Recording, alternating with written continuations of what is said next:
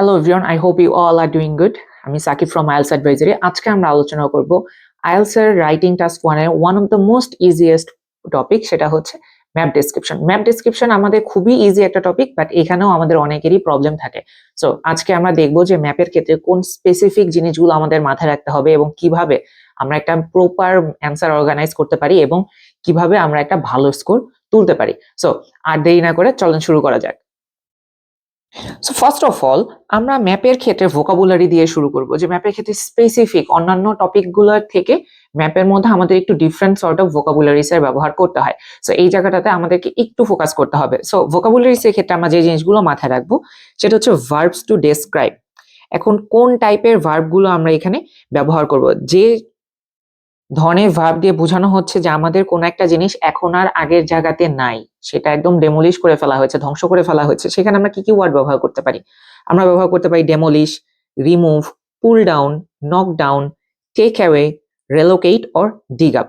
এখন যদি এমন হয় যে কোনো একটা স্থাপনার সাথে কোনো কিছু অ্যাড করা হয়েছে, সেই ক্ষেত্রে আমরা বলতে পারি build, construct, add, open, develop. যদি আমাদের সাইজ ছোট অথবা বড় করা হয় তাহলে আমরা কি কি ব্যবহার করতে পারি? বড় করার জন্য আমরা ব্যবহার করতে পারি এক্সটেন্ড, এক্সপ্যান্ড, এনলার্জ। আর ছোট করা হয়েছে বা কমিয়ে ফেলা হয়েছে সেই ক্ষেত্রে ব্যবহার করতে পারি রিডিউস এবং কাট। এরপরে আসে যে চেঞ্জ করা, অ্যাকচুয়াল সেলফ বা এন্টিটিটাকেই যখন চেঞ্জ করে ফেলা হয়, ধরেন আপনার কার পার্কটা একটা প্লেইং গ্রাউন্ড হয়ে গেছে, পুরো এন্টায়ার সেলফটাই চেঞ্জ হয়ে গেছে, এই ক্ষেত্রে আমরা ব্যবহার করতে পারি replace, modernise, grow, develop, pave over, renovate, convert, make into, redevelop এবং রিলোকেট। এরপরে আসে হচ্ছে যে আমরা টেন্সের ব্যাপারে কি ফোকাস করব, কারণ আমাদের ম্যাপসের ক্ষেত্রে তিনটা টেন্স থাকতেই পারে।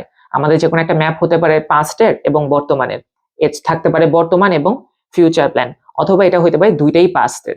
সো এই ক্ষেত্রে আমাদের টাইমিংটা অনেক বেশি ইম্পর্টেন্ট এবং আমাদেরকে খুব কেয়ারফুলি এটা ফলো করতে হবে যে অ্যাকচুয়াল আমাদের টাইমিং সেন্সটা আছে কিনা, আমরা টাইমটাকে ধরতে পারতেছি কিনা। এই ক্ষেত্রে আমরা ব্যবহার করতে পারি ভয়েসের। প্যাসিভ ভয়েস আমাদের অনেক ভালো একটা হেল্প করতে পারে এখানে, যদি আমরা প্রপারলি এটাকে ব্যবহার করতে পারি। এই ক্ষেত্রে আমরা জিজ্ঞেস করব হু ডিড হোয়াট টু হুম। এখন হু সাধারণত আমাদের ম্যাপসের মধ্যে তো বলা থাকে না কে চেঞ্জ গুলো করেছে।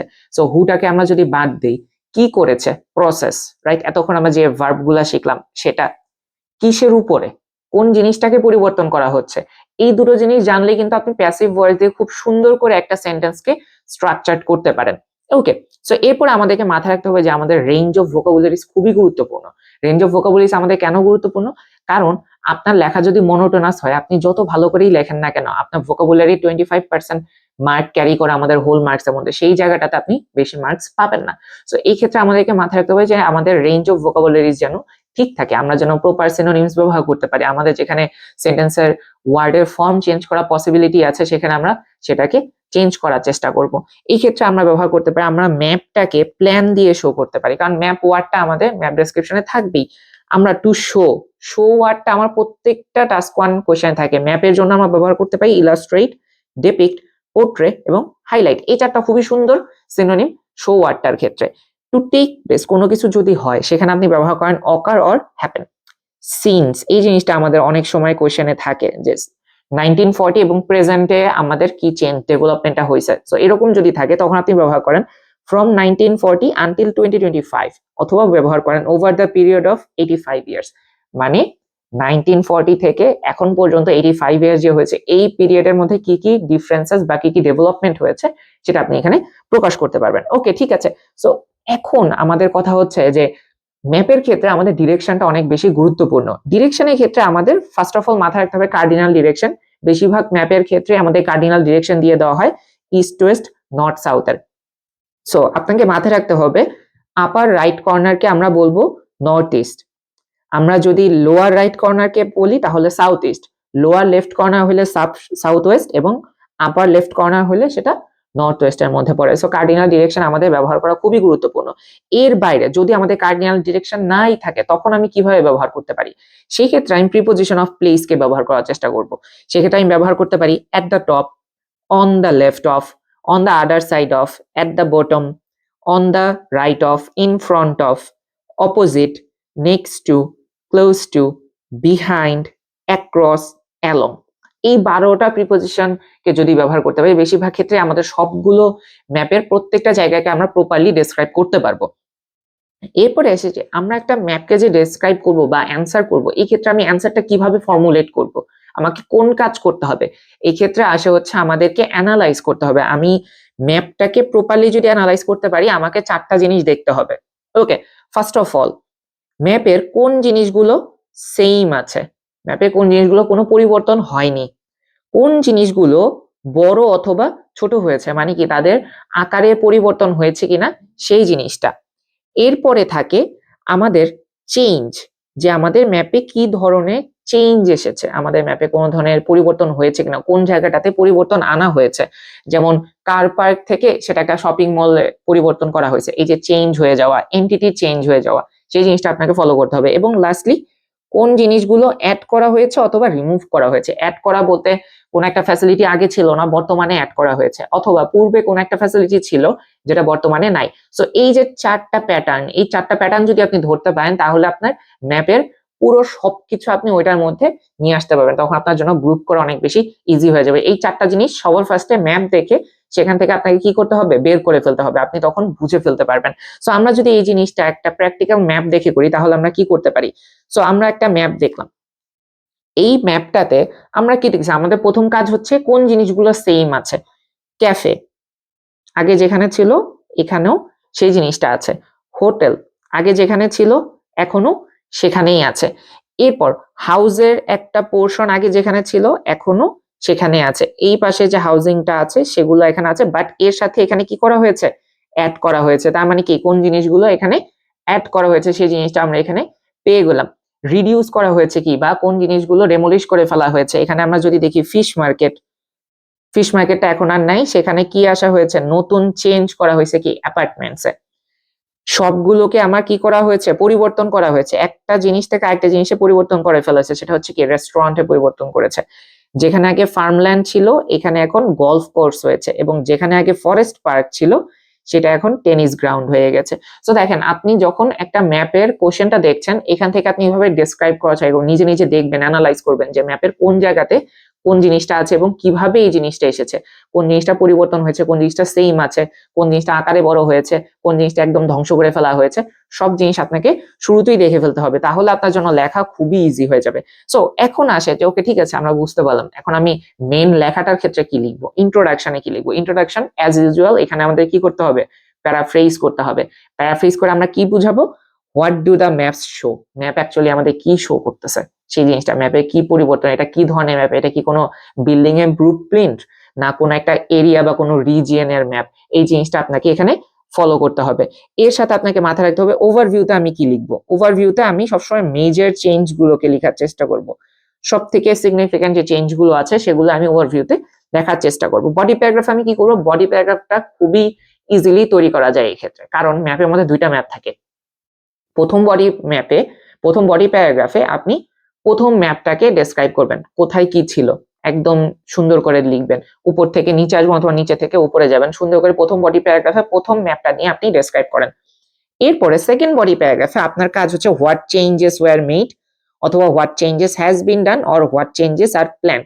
এটা আসে পুরোপুরি টেন্স এর উপর ডিপেন্ড করে। কারণ অনেক সময় দেখা যায় যে 2nd ম্যাপটা আমাদের প্রেজেন্ট এর ম্যাপ দেখায়, অথবা পাস্ট এর কোনো একটা টাইমে দেখায়, অথবা ফিউচারে কি প্ল্যান হইতে পারে সেই জিনিসটা দেখানো হয়। সো আপনার 2nd প্যারাগ্রাফে কাজ হচ্ছে চেঞ্জ গুলোকে ডিনোট করা, যে এখানে এই চেঞ্জ গুলো হয়েছে বা হচ্ছে বা হবে। সো এই যে ব্যাপারগুলা যে আপনি ২ টা গ্রুপে ভাগ করে নিচ্ছেন, এটা খুবই গুরুত্বপূর্ণ। এখন মেইন কথা যে আমি তাহলে একটা ম্যাপে কিভাবে ভালো স্কোর পেতে পারি? ভালো একটা ব্যান্ড স্কোর অ্যাচিভ করতে হলে আমাকে কোন, কোন কাজ করতে হবে? ফার্স্ট অফ অল আপনাকে অর্গানাইজ করতে হবে কি? লজিক্যালি, ওই মাত্র যে কথাটা বললাম যে ২ টো বডি প্যারাগ্রাফ আপনি কোন, কোন হিসাবে ডিভাইড করতেছেন। আপনি এর বাইরেও ডিভিশন করতে পারেন। আপনি ১ম প্যারাগ্রাফ থেকেই চেঞ্জেস দেখানো শুরু করতে পারেন। কোন সমস্যা নেই। কিন্তু সেই ক্ষেত্রে আপনাকে লজিকটা সুন্দর করতে হবে। আপনাকে ম্যাপটাকে সুন্দর করে ডিভাইড করে নিতে হবে, যাতে আপনার কথাগুলো লজিক্যালি বুঝা যায়। আপনার কোহেরেন্স অ্যান্ড কোহেশনটাও এখানে প্রপার থাকে। এরপরে থাকে mention the most significant changes in the overview. ওভারভিউতে আমার সিগনিফিক্যান্ট চেঞ্জ গুলোকে অবশ্যই রাখতে হবে। এইখানে আপনাকে খেয়াল করতে হবে যে সবথেকে গুরুত্বপূর্ণ চেঞ্জেস গুলা কি। এখানে একটা জিনিস আমি আপনাদেরকে বলে দেই, সেটা হচ্ছে অন্যান্য সবগুলো গ্রাফস অ্যান্ড চার্টসের ক্ষেত্রে আমাদেরকে বলা হয় যে ইম্পর্টেন্ট ডেটাগুলোকে আমরা শুধুমাত্র রিপোর্ট করব, কিন্তু ম্যাপসের ক্ষেত্রে বডি প্যারাগ্রাফে আমরা সবগুলো চেঞ্জকে আমাদের মেনশন করতে হবে। আপনি যদি সবগুলো চেঞ্জকে মেনশন না করেন তাহলে কিন্তু আপনি প্রপার স্কোর পাবেন না বা একটা ভালো স্কোর অর্জন করতে পারবেন না। এই ক্ষেত্রে আপনাকে মার্ক কমিয়ে দেওয়া হবে। সো সবসময় মাথায় রাখবো ম্যাপসের ক্ষেত্রে ছোট যদি কোনো চেঞ্জও থাকে সেই চেঞ্জটাও যেন আমার বডি প্যারাগ্রাফের মধ্যে থাকে। নেক্সট আসে আমাদের টেন্সের ব্যাপারটা। আপনাকে অবশ্যই টেন্সের ব্যাপারে এক্সট্রা কেয়ারফুল হতে হবে, কারণ ম্যাপসের ক্ষেত্রে দুটো ডিফারেন্ট টাইমের ম্যাপ দেওয়া থাকে। অনেক সময় হতে পারে দুটো পাস্ট, অনেক সময় হতে পারে একটা পাস্ট একটা প্রেজেন্ট, অনেক সময় হতে পারে একটা পাস্ট একটা ফিউচার, অনেক সময় হতে পারে একটা প্রেজেন্ট এবং একটা ফিউচার। সো এই ক্ষেত্রে টেন্সটাকে খুব কেয়ারফুলি আপনাকে ডিটারমাইন করে নিতে হবে যে কোন ম্যাপটা কোন টাইমের। টাইমটা খুব গুরুত্বপূর্ণ, কারণ আপনি যদি টাইম ভুল করেন আপনার এন্টায়ার বডি প্যারাগ্রাফটাই টেকনিক্যালি গ্রামাটিক্যালি রং। সো ওই ক্ষেত্রে আপনার ভালো স্কোর পাওয়ার কোনো প্রশ্নই আসে না। সো টেন্সের ব্যাপারে সব সময় এক্সট্রা কেয়ারফুল থাকতে হবে। এরপরে থাকতে হবে যে আমাদের কিছু কমপ্লেক্স সেন্টেন্সের ব্যবহার করতে হবে। আমরা কমপ্লেক্স সেন্টেন্সের ব্যবহার করলে আমাদের সেন্টেন্সের ভেরিয়েশন আসবে এবং এর সাথে এটা প্রুভ করবে যে আপনার প্রেজেন্টেশন স্কিলটাও ভালো। ওকে, এবং লাস্টলি আমাদেরকে সিনোনিমস ইউজ করতে হবে রিপিটিং ওয়ার্ডসে। কিছু কিছু ওয়ার্ড আমাদের বারবার রিপিট করবে, সেই ওয়ার্ডগুলোকে আমরা কিভাবে রিপ্লেস করছি সিনোনিমাস ওয়ার্ড দিয়ে সেই জিনিসটাকেও ফলো করা হয়। এবং এই ক্ষেত্রে আমি যে সিনোনিমাস ওয়ার্ডগুলোকে ব্যবহার করছি সেটা কি অ্যাকুরেট কিনা এবং অ্যাপ্রোপ্রিয়েট কিনা এই জিনিসটাতেও আমাদের খেয়াল করতে হবে যে আমরা জাস্ট একটা লিখে দিলাম তাহলে হয়ে যাবে না, সেটা কি ওই পার্টিকুলার কনটেক্সটের জন্য অ্যাকুরেট কিনা এটাকে আমাদেরকে মাথায় রাখতে হবে। সো এখন আমরা একটা এন্টায়ার ম্যাপকে ডেসক্রাইব করবো এবং দেখবো যে কোথায় আমাদের কি পরিবর্তন করা হয়েছে এবং সেটাকে কিভাবে আমাদের লেখার ক্ষেত্রে কিভাবে আমরা অপটিমাইজলি লিখতে পারবো সেই জিনিসটা এখন আমরা দেখবো। ওকে, সো আমাদের একটা কোয়েশ্চেন দিয়ে দেওয়া আছে, the map below show the development of the village of Raymouth between 1995 and present. টেন্সটা সবার আগে ফলো করবেন যে কোন টাইমের কথা বলা হচ্ছে। একটা আমাদের জন্য পাস্ট, একটা হচ্ছে কি প্রেজেন্ট। সো টেন্স আমাদের দুই প্যারাগ্রাফে দুই রকম হবে, এই ব্যাপারে আপনি আগে থেকেই আমাদেরকে মেন্টালি রেডি হয়ে থাকা ভালো। ওকে, ঠিক আছে, এখন এই জায়গাটাকে আমাকে কি করতে হবে, ইন্ট্রোডাকশনে প্যারাফ্রেজ করতে হবে। So the maps below show, right, show ওয়ার্ডটাকে আমরা চেঞ্জ করব the development of the village of Ryemouth, এইটাকে আমাদের চেঞ্জ করতে হবে এবং বিটুইন এন্ড এই দুটো জিনিসকে আমাদেরকে চেঞ্জ করতে হবে। সো দেখি প্যারাফ্রেজিং আমরা কেমনে করেছি। দ্য ম্যাপস, অথবা এখানে আপনি লিখতে পারেন the given maps illustrate how the village of Ryemouth has transformed. Has কেন, কারণ আমাদের এখানে প্রেজেন্টের কথা বলা হয়েছে। ওভার দ্য পাস্ট 30 years, আপনি এখানে একটু ডিফারেন্ট ওয়েতে টাইমটাকে মেনশন করছেন, ওভার দ্য পাস্ট 30 years। আমি এখানে বলতে পারতাম কি from 1995 and the map of today or at present। So এর থেকে সব থেকে ভালো হচ্ছে আপনি টাইম, অ্যাকচুয়াল টাইম স্প্যানটাকে মেজারমেন্টটাকে এখানে লিখে দেন, আপনার একটা সুন্দর ইন্ট্রোডাকশন হয়ে যাবে। এরপরে আসা আমাদের ওভারভিউ, সব থেকে গুরুত্বপূর্ণ ওভারভিউ গুলা কি আছে এটা আমরা যদি এখন ক্লিয়ারলি ফলো করি। আমাদের এখানে কি আছে, এই যে ফার্মল্যান্ড এবং ফরেস্ট পার্ক ছিল এটাকে এখন গলফ কোর্স এবং টেনিস কোর্ট বানানো হয়েছে, তার মানে কি আমার এখানে স্পোর্টস ফ্যাসিলিটি অ্যাড করা হয়েছে। এরপরে ফিশ মার্কেট ছিল যেটাকে একদম, এবং ফিশিং পোর্ট ছিল যেটা এখন আর নাই, এখানে অ্যাপার্টমেন্টস হয়ে গেছে এবং ফিশিং পোর্টটা এখানে নাই। সো এটার একটা পরিবর্তন, ম্যাসিভ একটা ডিফারেন্স এখানে আছে। আর একটা জিনিস আমরা কি দেখছি, এখানে হাউজিং এর ফ্যাসিলিটি আমার বৃদ্ধি পেয়েছে। ওকে, আমার এখানে হাউজিং ফ্যাসিলিটি এখানে বৃদ্ধি পেয়েছে। সো এই তিনটা জিনিস হচ্ছে আমার সব থেকে গুরুত্বপূর্ণ পয়েন্ট, যে এখানে আমি কি কি জিনিস, স্পোর্টস ফ্যাসিলিটি, হাউজিং ফ্যাসিলিটি বৃদ্ধি পেয়েছে, এই জিনিসগুলো যে আমি কিভাবে এটাকে ডিটারমাইন করতেছি। আমরা লিখি overall several notable changes have taken place. দেখেন হ্যাভ টেকেন প্লেস, আমরা কিন্তু সবগুলোই প্রেজেন্ট পারফেক্টে লিখতেছি, কারণ কি বর্তমানের কথা, বর্তমানে যে জিনিসগুলো আছে অলরেডি সেগুলো আগেই হয়ে গিয়েছে। So the most significant being the expansion of residential areas. দেখেন হাউজিং ফ্যাসিলিটি বাড়ানো হয়েছে, এখানেও বৃদ্ধি পেয়েছে, এখানেও বৃদ্ধি পেয়েছে, আর এখানেও অ্যাড করা হয়েছে। তার মানে হাউজিং ফ্যাসিলিটি আগেও ছিল কিন্তু তার পরিমাণ বেড়েছে, সংখ্যায় বৃদ্ধি পেয়েছে। সো আমরা এখানে কি বললাম, এক্সপ্যানশন, বৃদ্ধি পাওয়া। The disappearance of the fishing industry, দেখেন আগে একটা কি ছিল, একটা ফিশিং পোর্ট ছিল এবং একটা ফিশ মার্কেট ছিল যেটা এখন আর এখানে নাই। সো আমরা কি বললাম, ডিসঅ্যাপিয়ারেন্স, যে জিনিসটা একদম কি হয়ে গেছে, গায়েব হয়ে গেছে। সো এই যে ওয়ার্ডটা ডিসঅ্যাপিয়ারেন্স, এই জিনিসটা এখানে গুরুত্বপূর্ণ of the fishing industry and the addition of sports facilities আমরা যেটা বলবো যে golf course and tennis court এখানে অ্যাড করা হয়েছে কি ফার্মল্যান্ড এবং ফরেস্টের পরিবর্তে। সো এইখানে দেখেন তিনটা মেজর ফ্যাসিলিটি এবং চেঞ্জের কথা আমরা এখানে বলতে আমাদের একটা পারফেক্ট ওভারভিউ হয়ে গেল। এখানকার আমাদের ওয়ার্ডের চয়েস গুলোকে মাথায় রাখতে হবে যে এক্সপ্যানশন বৃদ্ধি পেয়েছে, দেন আসে ডিসঅ্যাপিয়ারেন্স যে জিনিসটা নাই হয়ে গেছে, গায়েব হয়ে গেছে বা বন্ধ হয়ে গেছে, এবং অ্যাডিশন কোন জিনিস অ্যাডিশন নতুন করে অ্যাড করা, পরিবর্তন হয়ে যাওয়া, সেই জিনিসটা আমরা এখানে প্রকাশ করতে পেরেছি। সো এরপরে প্রথম বডি প্যারাগ্রাফে আমাদেরকে কি করতে হবে, আমরা প্রথমে বলেছি প্রথম বডি প্যারাগ্রাফে আমরা প্রথম যে ম্যাপটা আছে সেটার কোথায় কি ছিল সেই জিনিসটা সিকোয়েন্সিয়ালি আমরা বলা ট্রাই করব এবং দেখি আমরা এখানে কি কি জিনিস আছে। ওকে, সো আমরা কি লিখছি, in 1995 the southern part of the village, দেখেন শুরুতেই ডিনোট করে দিচ্ছে যে কোন জায়গা থেকে আমি ডিটেলসে বলা শুরু করছি। সাউদার্ন পার্ট মানে কি নিচের যে অংশটা, রাইট, নিচের যে অংশ সেটা আমরা এখন বলবো। অ্যাডজাসেন্ট টু মানে কি সাথে বা পাশে, to the sea was primarily dedicated to the fishing industry.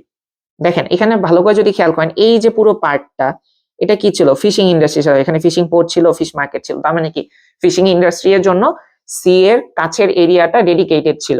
ওকে ঠিক আছে, সেটা আমরা লিখে দিলাম। This area featured a fishing port and a sizeable fish market, sizeable দিয়ে বোঝানো হচ্ছে বেশ বড় সড়ো। আর small cafe was also located near by, দেখেন আমরা এই সাইডের কথা বলতেছি তাই ক্যাফেটাকেও এর সাথে অ্যাড করে আমরা বলে দিছি সাউদার্ন সাইডের কথা যেহেতু বলতেছি, কারণ রাস্তা দিয়ে আমাদের এই দুটো পার্ট কি ডিভাইডেড।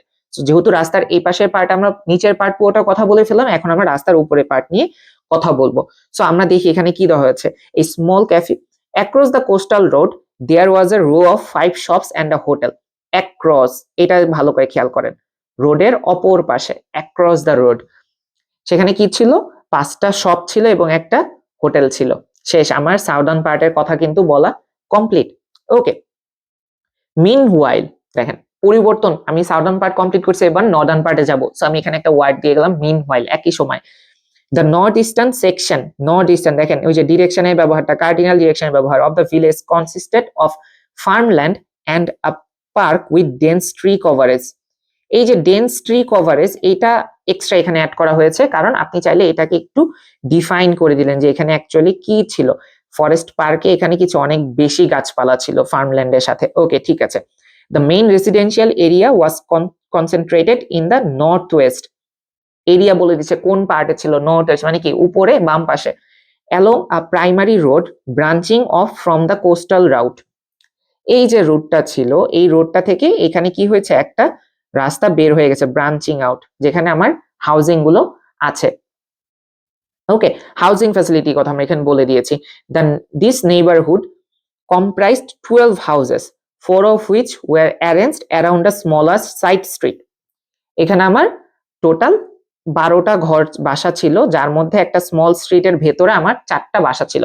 স্পেসিফিক ভাবে আমি পুরো ম্যাপটাকে ডেসক্রাইব করে ফেললাম। ওকে, এরপরে আমার কাজ কি, সেকেন্ড প্যারাগ্রাফে আমাদের আসল কাজ, এখানে আমরা চেঞ্জেস গুলোকে মার্ক করবো বা চেঞ্জেস গুলোকে বলার চেষ্টা করব। সো চেঞ্জ কি হয়েছে, ফিশ মার্কেট হয়ে গেছে অ্যাপার্টমেন্টস, ফিশিং পোর্ট এখন আর নাই, ক্যাফের জায়গাতেই আছে, হোটেলের সাথে এখন একটা কার পার্ক অ্যাড হয়েছে এবং শপস গুলোকে পরিবর্তন করে রেস্টুরেন্ট তৈরি করে ফেলা হয়েছে। সো প্রথম যে পরিবর্তনগুলো, ওকে ঠিক আছে, first forward to the present, বর্তমানে কি হয়েছে তার মানে কি টেন্সের এখানে পরিবর্তন হবে, এখন এটা প্রেজেন্ট টেন্স আমাদেরকে ডেসক্রাইব করতে হবে।